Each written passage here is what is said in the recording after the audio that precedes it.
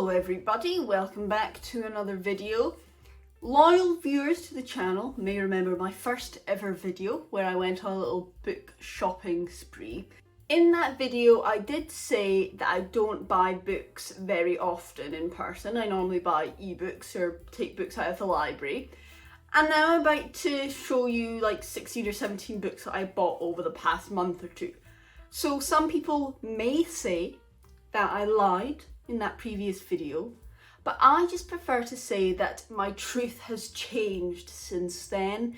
There's a couple of reasons for that. Like, most of the time I'm a bit of a homebody, so I don't leave the house too much, but the weather's actually been quite nice recently, so I've been leaving the house more. And I don't know if it's the same for you, but whenever I leave the house I always end up in a bookstore, and then it's just impossible to go into a bookstore and leave without buying something. It just feels rude. So I've been into multiple bookstores over the past month and a bit, and I've bought various books, and I thought, why not? BookTube loves a book haul. I've got books to haul, so I might as well show you what I picked up. I think I'm going to start with fiction and then go into non-fiction, because I can't really remember the order that I bought every book in, so I think that split will do nicely. The first one on the list is Richard Osman's The Last Devil to Die. This is the fourth book in the Thursday Murder Club quartet by Richard Osman. I really do love that series. I have already read this one.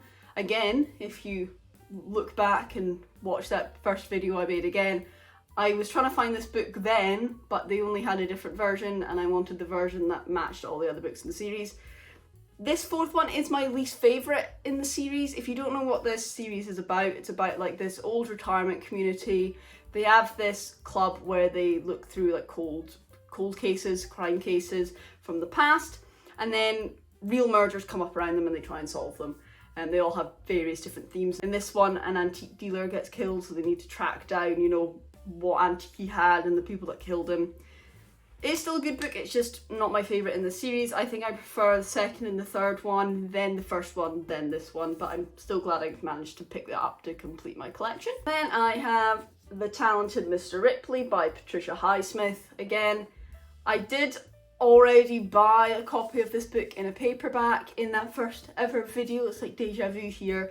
I really enjoyed it, so then I was on Amazon one night and it said I could pre-order this brand new special edition. It's not that special, it's just like a quarter cloth bound hardback, but still it's a really good book, so I wanted a hardback copy of it. If you don't know what it's about, you can check out my May wrap up and I go into more detail. This guy kills someone to try and take over his life, and then he's got to work out how to get around that. Then this next one is a book that I've seen get recommended a lot on the internet, and again I was on Amazon, I think the same night I ordered that Talented Mr. Ripley one. It's A Good Girl's Guide to Murder, but this is a fun like hardback edition that has sprayed edges. So this is, like I said, A Good Girl's Guide to Murder by Holly Jackson. Don't know too much about this book other than I think there was a murder case. Some guy was tried for it and found guilty, but the person in this book doesn't think it's him and tries to find out the real killer. I think this is the start of a series. Like I said, it was recommended to me a bunch. I found this cool edition for not very much money on Amazon, so I decided to pick it up. Then the next two books that I have are books that I picked up purely because of the covers. Like I said, it was a sunny day, I was feeling summer vibes, and I knew I'd want some nice summery vibe books to read during the summer. How many times can I say the word summer? But the first one is Murder Under the Sun. This is a short story crime collection all about short stories that centre around the summer, the sun, sunny places, everything like that. So a couple of the authors in here are Arthur Conan Doyle, Anthony Berkeley, Gladys Mitchell, Nicholas Blake, Edmund Crispin, Ellis Peters, Simon Brett, and more. So not entirely sure what the plot is of the individual stories, but it should be a fun sort of beach poolside read. Then I have Uncle Paul by Celia Fremlin. Again, that cover just gives amazing summer vibes, like I want to get a cocktail and just lounge around and read this book. The little quote on the front from the Sunday Times that said Britain's Patricia Highsmith is one of the reasons that I bought this book as well, because I do love Patricia Highsmith's books. So, any author that's sort of related to her some way, I'm interested in reading. I don't know too much about what goes into this, so I'll just read the blurb. The holidays have begun. In a seaside caravan resort, Isabel and her sister Meg build sandcastles with the children, navigate deck-chair politics, explore the pier's delights, gorge on ice cream in the sun. But their half-sister Mildred has returned to a nearby coastal cottage where her husband, the mysterious Uncle Paul, was arrested for the attempted murder of his wife. Now, on his release from prison, is Uncle Paul returning for revenge, seeking who betrayed him, uncovering the family's skeletons, or are all three women letting their nerves get the better of them? But who really is Meg's new lover? And whose are those footsteps? Seems like it should be a cool, old-school crime thriller read. Then I have the first of the two Stephen King things in this collection. First one is Cycle of the Werewolf. It's a graphic novel about werewolves, as you can tell. It's broken down into the different months of the year with the different cycles of the werewolf, as you can imagine. I've not read many graphic novels in the past, but yeah, I picked this one up because I saw it in a shop and I don't really see this in that many bookshops, so I thought, why not give it a go?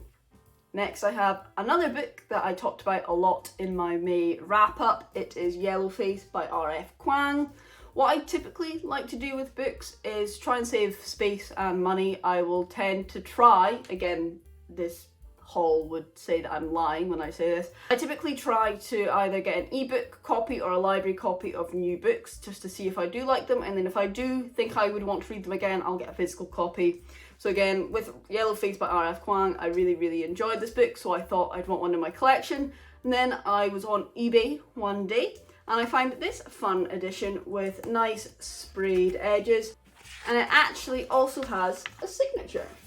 So I picked this up. I can't remember exactly how much it was. I think it was about £15 and it was like brand new for a book that I really enjoyed, so I thought a bit of a no-brainer. The same time that I bought Cycle of the Werewolf, I also got this. It is The Trial by Franz Kafka. I talked about this in the 10 hard books that I want to read at some point video that I made. This is a book sort of, there's this guy that's arrested for a crime that he didn't commit, but he's also not told what the crime is, and he's got to try and, you know, prove his innocence, but he's not given any details about how the legal system actually works, so, you know, that would kind of work against you. It's a book that I've wanted to read for a while, and I find this fun edition. I don't know, I picked it up and I was like, oh, this feels like a fun book, so I bought it. And this next one is the last book on here that I've actually already read. Like I said, this is over like a month and a bit, and I just picked up all the books that I've bought recently since that first video. This is You Like It Darker by Stephen King. It's his new short story collection. I did a full review video of this, so if you want to check out my full in-depth thoughts, you can watch that video. But long story short, I really enjoyed this. It was a really good book. This is the independent bookshop edition, so it has an exclusive cover design there. This is the last fiction book that I actually bought, and this is Everyone in My Family Has Killed Someone by Benjamin Stevenson. This sounds really interesting. I think the plot of it is this whole family are authors, and they've all at some point in their writing career killed off one of their characters, which is why on the back it says everyone in my family is a killer, my parents, my siblings, my in-laws, even me. But what this is they're kind of in a family retreat all together and someone dies, and they're all kind of suspects, I think, because of their past like writing that they've talked about murdering people in the past. And that was a really interesting concept, but the thing that made me actually decide to buy it was this sort of snippet of a review on the front page. It's Knives Out meets Richard Osman, or Dexter by way of Agatha Christie, or Schitt's Creek with a body count. And I love all of those things, so that was kind of like a masterclass in how to get me to read a book, just listing all those things that I love. So pick this up. I'm really excited to get to this as soon as possible. Last fiction book that I acquired wasn't one that I actually bought. My gran was cleaning out a bunch of books and gave this to me when I was over at their house. It is Murder on the Christmas Express by Alexandra Benedict. In the early hours of Christmas Eve, the sleeper train to the Highlands is derailed along with the festive plans of its travellers, but that is only the beginning of their problems. When the body of one of the passengers is discovered in the locked room of her cabin, all the evidence points to murder. With a train stuck in the snow in the middle of nowhere, it's up to former Met Detective Roz Parker to find the killer before they strike again. So yeah, it's pretty much a Christmas rip-off of Murder on the Orient Express, but I like that book. Maybe I'll like this one as well. I don't think it will be as good as Dame Agatha herself, but I'll save this for Christmas time and it'll be a fun read. I actually forgot a book that I bought because I didn't buy it for me. So it was my wife's and I's 3rd wedding anniversary a few days ago. The theme for the 3rd anniversary is leather. She's a massive fantasy fan, so I did buy The Way of Kings Volume 1 and 2 leather-bound edition by Brandon Sanderson. I don't know too much about the plot, I'm not that interested in fantasy, but it's a fantasy type book, as you can imagine. But they're just really cool leather-bound editions, gilded edges, and she was very happy with them. So the first fiction book that I bought not necessarily because I was too interested in the content. I still am, and I still probably read it, but it was mainly the fact that it was a Folio Society book that I found in an antique centre for only £8. Folio Society make lovely editions of books, and I really like the design of this one. I know you're not supposed to judge a book by its cover, but I did. It is Ill Met by Moonlight. You can see it's a very fun design on here. It follows these army men that go on an expedition to try and rescue one of their commanders or something that's kidnapped by other forces. Again, I don't know too much about the plot of the book. There's no sort of blurb on this one.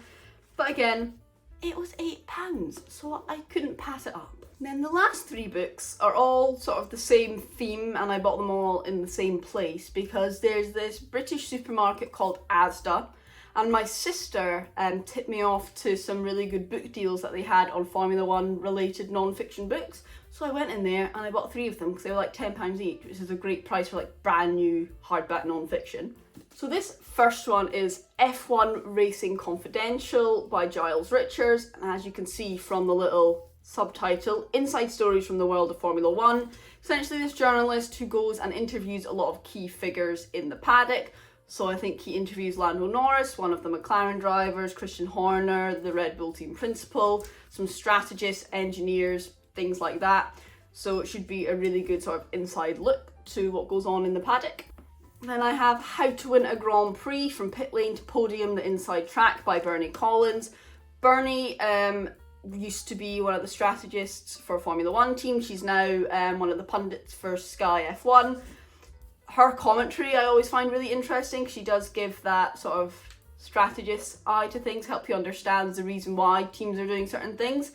So when I saw that she had a book out, I thought that that's something I'd very much be interested in. So in the book, she kind of goes through the different processes that the strategy team go through over a race weekend. So she talks about all of the sort of tests and simulations, data and everything that they look at to try and decide what tyre to use, when to pit, how much fuel to use, all those things that can either make or break a Formula 1 race. So again, I love Bernie's sort of commentary, so I thought I'd also like her book. It's got some fun pictures in it as well, as non-fiction books often do. So I can't wait to read this one as soon as possible. Then, last book, we've come to the end, is Growing Wings, the Inside Story of Red Bull Racing by Ben Hunt. Red Bull are one of my favourite teams in Formula 1. They have my favourite driver, Max Verstappen. And this book sort of talks about the rise of Red Bull as a team. They're a relatively new team compared to a lot of the other really successful teams, but they've managed to accomplish a lot in a very short time frame. This book sort of goes all through that and interviews key figures again. So yes, another one that I'll be very interested in. I don't typically read as much non-fiction as fiction, as you can tell by the split here. But I do like having some good non-fiction options around. A lot of the time I'll have a non-fiction book that I read throughout the day and then a fiction book at night.